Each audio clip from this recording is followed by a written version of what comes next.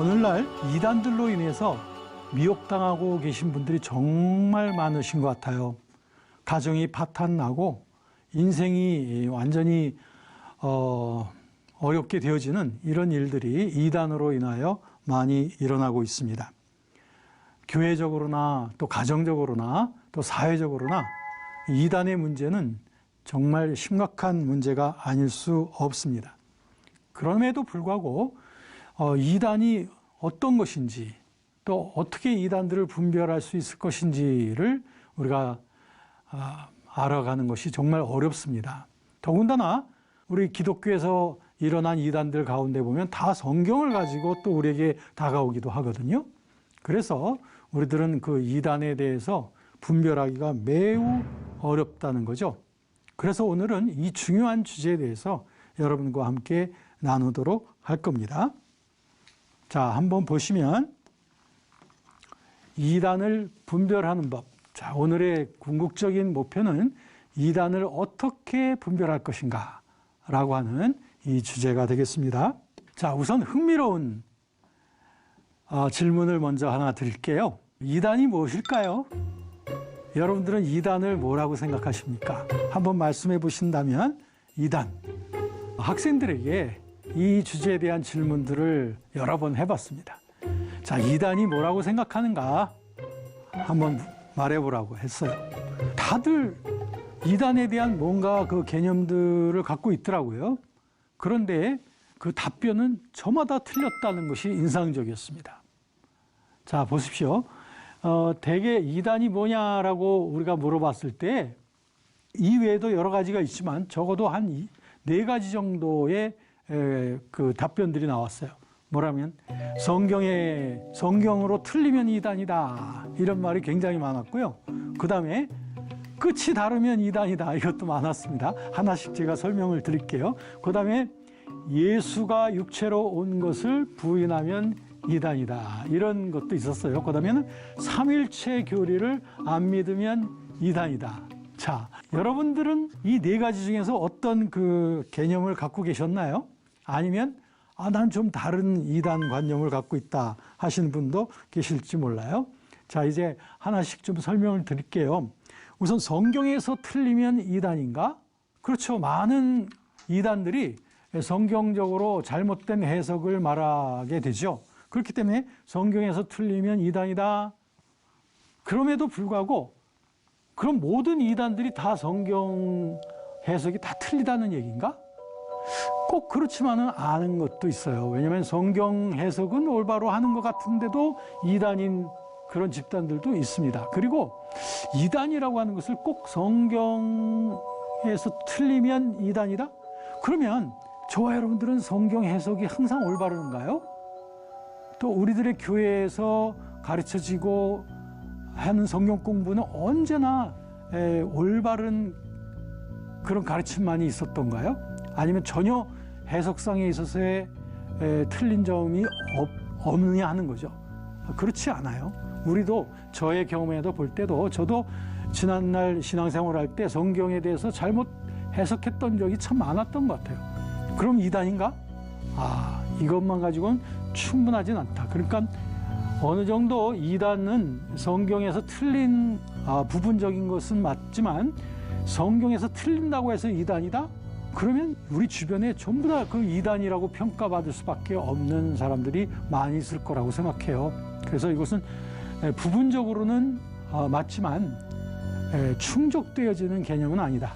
그 다음에 끝이 다르면 이단인가? 이거는 아마 한문자에 다를 이자를 써가지고 그 끝이 다르면 이단. 그러니까 이단의 속성 중에는 그런 것이 있기 때문에 이것도 어느 정도 일리는 있습니다. 이단들이 처음에는 우리에게 아주 부드럽게 다가오죠. 호의적으로 해주고 그러다가 마침내 본색을 드러나게 되니까 처음과 끝이 다르다.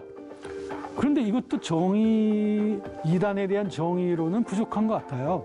처음과 끝이 다른 경우들이 이단이 아니더라도 많은 경우에 있을 수 있죠. 우리의 친구 관계에 있어서도 처음하고 끝이 다를 수도 있고 그렇다고 해서 이단이라고 말할 수는 없잖아요. 그러니까 이게 충분 조건은 아닙니다. 세 번째, 예수가 육체로 오신 것을 부인하면, 이건 성경에 보면 예수로 육체로 오신 것을 부인하면 그것이 적그리스도다라고 하는 그 말씀대로, 즉 예수 그리스도의 성육신, 예수 그리스도의 죽으심과 부활, 이런 것들을 인정하지 않으면 이단이다.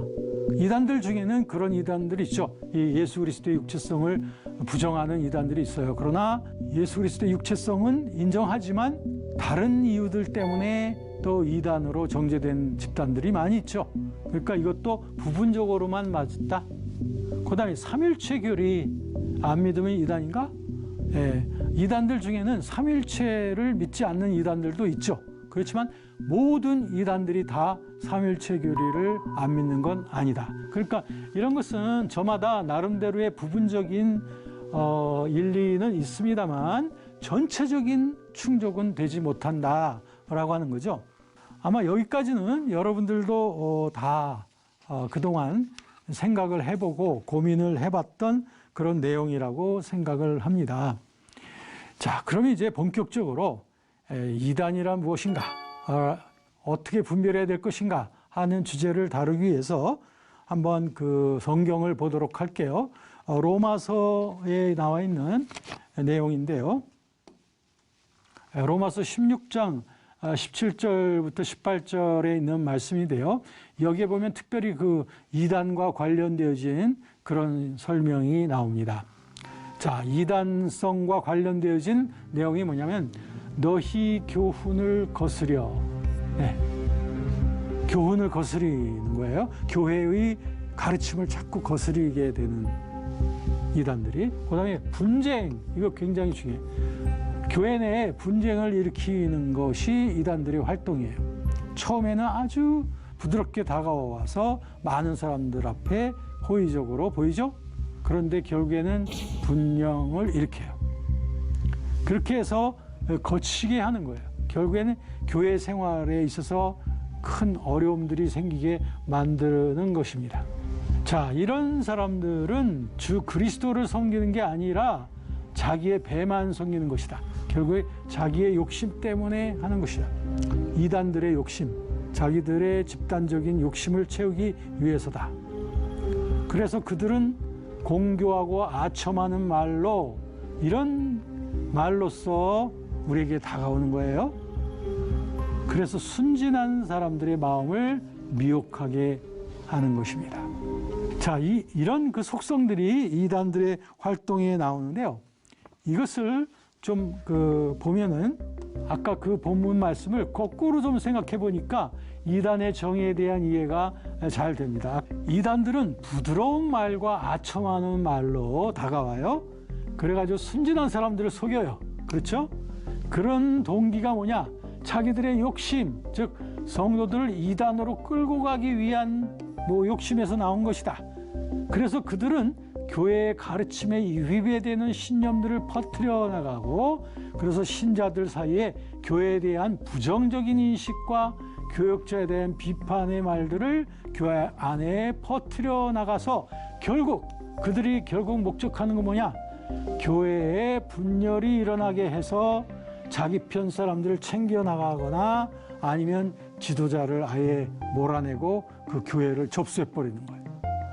이것이 아까 그 본문의 내용에 근거한 건데요. 그들의 활동이 이렇게 돼가지고 마침내 그들은 이런 목표를 향해서 나가고 있다라고 하는 것입니다.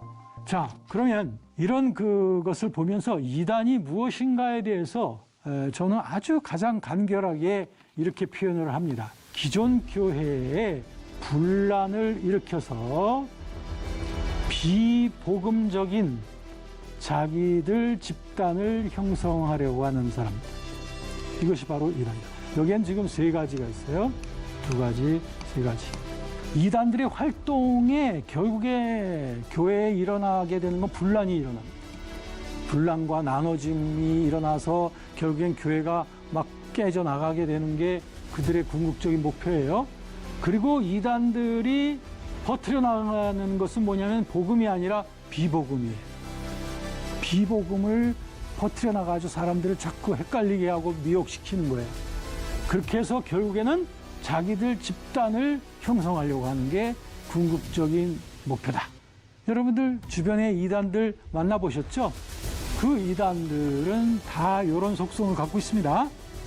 그들은 교회 내에 결국에 분란을 일으키고 잘못된 사상들을 자꾸 일으키고 그래서 결국엔 자기들 집단을 형성하려고 하는 사람들이다.